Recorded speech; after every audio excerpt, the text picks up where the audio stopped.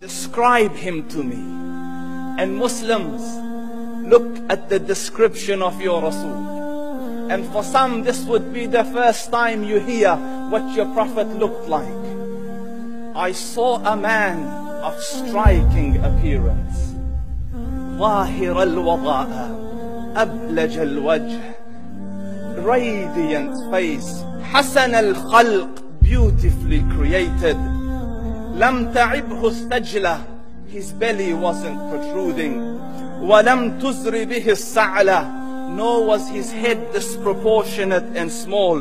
وسيم قسيم, proportionate and delicate, finely made, a specimen of a creation. في عينيه دعج, in his eyes there was a contrast. The dark was immensely dark, the white was excessively white. وفي أشفاره وطف, and his eyelashes were long.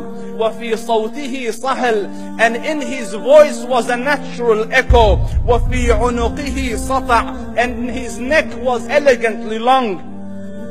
وفي لحيته كثافة, his beard was full and thick. أزج أقرن, his eyebrows were arched, but they were not joined, it was separated. In summit, فعليه الوقار, when he was silent, dignity covered him. وإن تكلم سماه وعلاه البهاء, and when he spoke, it was audible and clear, almost commanding and overtaking. أجمل الناس وأبهاهم من بعيد, from afar the most striking and outstanding in appearance. وأحسنهم وأجملهم من قريب, and when he came near, the best of them and the most handsome of them in closeness. حلو المنطق, such an exalted and sweet level of logic. Like when he used to speak, it was so coherently logical, it was smooth and easy to understand.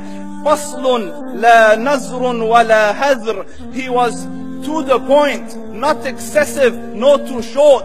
كأن منطقه خرزات نظم يتحدرن, his logic, his utterances, his words were like jewels coming out of a necklace, calculated, polished, one after the other, it would flow magically. ربعة, he was medium in height.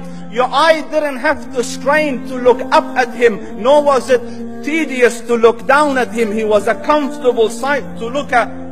له رفقاء يحفون به, he had friends, the people that were with him, they were working around him to try to serve and protect him. إن قال سمعوا لقوله, when he used to say something, they used to hearken to what he used to say. وإن أمر تبادروا إلى أمره, when he commanded, they used to compete to fulfill the command. This is Muhammad Rasulullah.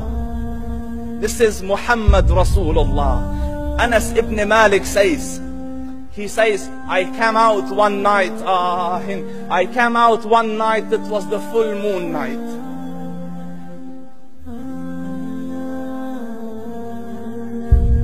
And I looked at the moon, and in the desert, understand, the moon is an awesome sight. It is smooth, it is radiant, it is clear, it is gentle compared to the scorching sun at which they are used to.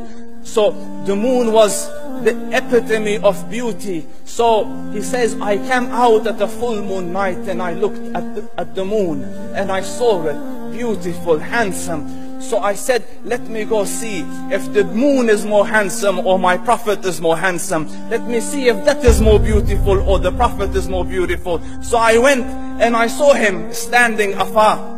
So I looked at his face and I looked at the moon, and I looked at his face and I looked at the moon, and I looked at his face and I looked at the moon, and he said, Wallahi, he was more handsome than the moon in its entirety.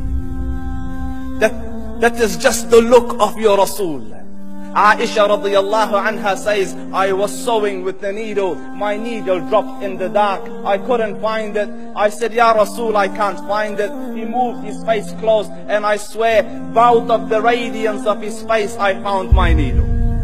And the Prophet sallallahu alaihi wasallam was mind-bogglingly handsome, but his handsomeness was covered with waqar and jalal and hayba.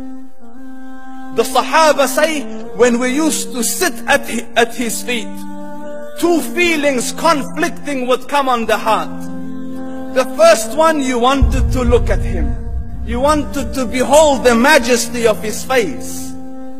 And when you wanted to look up, shyness used to overtake you, so you used to look down. Amr ibn al-As says, I sat with him many times, but if you ask me to describe his face, I can't describe it. I wouldn't be able to look up to him ijlalan wa ta'zeeman. I couldn't look up at him.